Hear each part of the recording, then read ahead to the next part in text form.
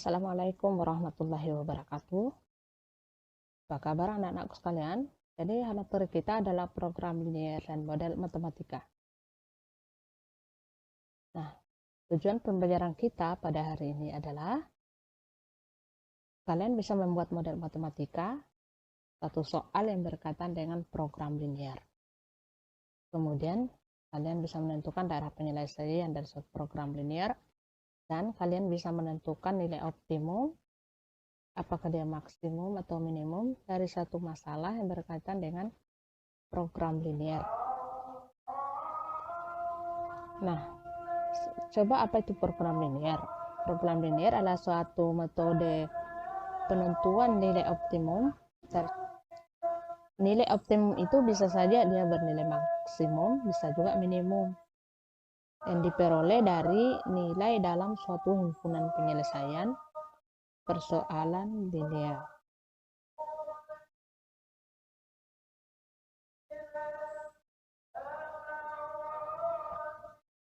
Nah, program linier itu terdiri atas dua, yaitu fungsi kendala dan fungsi objektif. Fungsi kendala adalah batasan-batasan yang harus dipenuhi.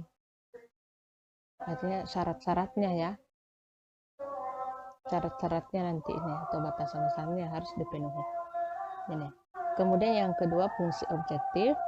Fungsi objektif itu fungsi yang nilainya akan dioptimalkan atau akan diminimumkan atau dimaksimumkan. Itu fungsi objektif. Nah, kita lihat selanjutnya.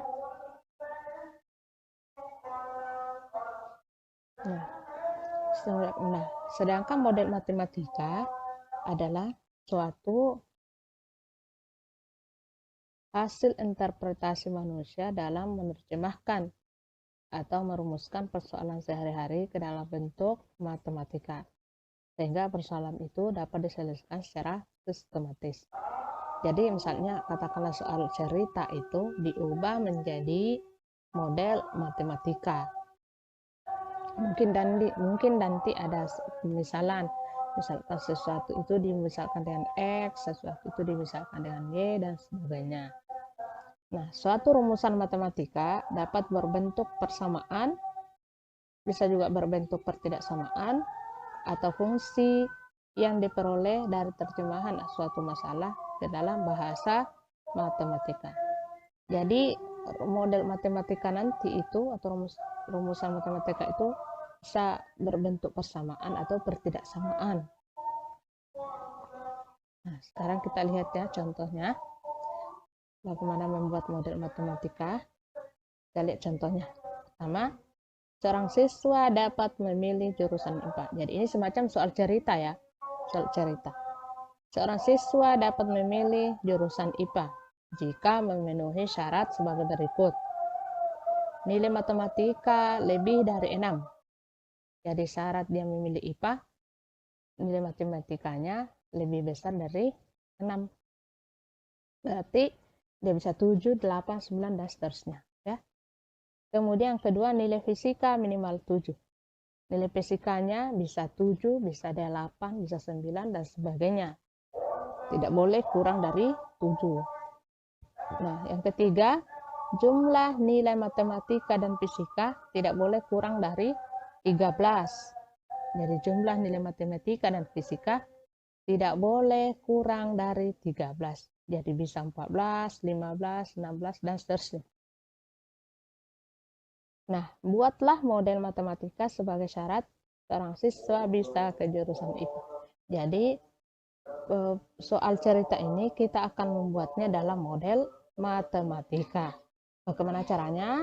Nah, kita perhatikan penyelesaiannya ya. Ini. Nah, kita misalkan matematika itu adalah X dan fisika itu adalah Y. Nah, sekarang lihat syarat atau kendalanya. Di sini kan ada syaratnya. Nilai matematika lebih dari 6, berarti X lebih besar dari 6. Jadi dapat X lebih besar 6. Dari sini ya syarat pertama ya. Yang syarat kedua, nilai fisika minimal 7. Berarti Y-nya lebih besar sama dengan 7.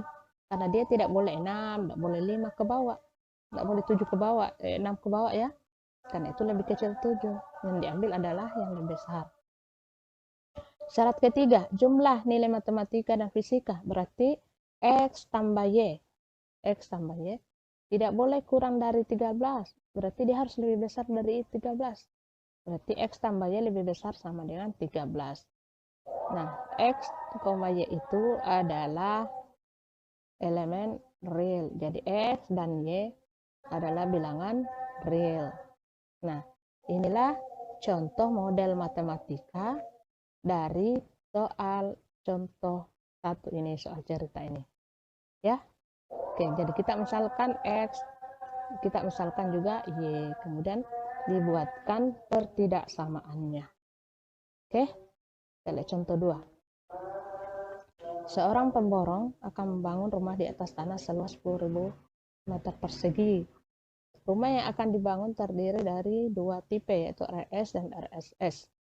Nah, di sini sudah muncul lagi dalam pikiran kita bahwa misalkan RS itu adalah X, RSS itu adalah Y. Luas tanah tipe RS 100 meter persegi dan luas tanah tipe RSS 80 meter persegi. Sebuah rumah tipe RS dikerjakan oleh 5 orang dan sebuah rumah tipe RSS dikerjakan oleh 3 orang. Sedangkan tenaga kerja yang tersedia 450 orang. Rumah itu akan dijual dengan keuntungan 1 juta rupiah untuk 1 unit rumah RS dan 750.000 rupiah untuk 1 unit room RSS. Maka buatlah model matematika dan tulis labanya dalam X dan Y. Jadi soal cerita ya, kita akan membuatnya dalam model matematika. Jadi kita misalkan kembali rumah tipe RS itu adalah X, rumah tipe RSS adalah Y. Nah, syarat kendalanya atau syaratnya tadi, luas tanah tipe RS adalah 100 meter, luas tanah tipe RSS 80 meter. Jadi ini ditambah, berarti 100X ditambah 80Y itu lebih kecil sama dengan 10.000 meter persegi. Nah, ini bisa disederhanakan bagi 20 semua. Jadi didapat 5X tambah 4Y lebih kecil sama dengan 500. Nah, syarat keduanya lagi, karena yang pekerjaannya kan 5 orang untuk tipe RS, berarti 5X. Sedangkan untuk tipe RSS kerjakan 3 orang, jadi 3Y, sama dengan 450. 450 ini adalah jumlah pekerja. Kemudian X besar sama dengan 0, Y besar sama dengan 0. Nah, labanya, atau di sinilah namanya fungsi objek kendal, fungsi tujuannya. Itu 1 juta X ditambah 750.000 Y, atau Fx, Y 1 juta ditambah 750.000 Y. Oke, nah dipelajari baik-baik ya. Kalau ada masalah silahkan bertanya lewat chat grup ya. Oke, assalamualaikum warahmatullahi wabarakatuh.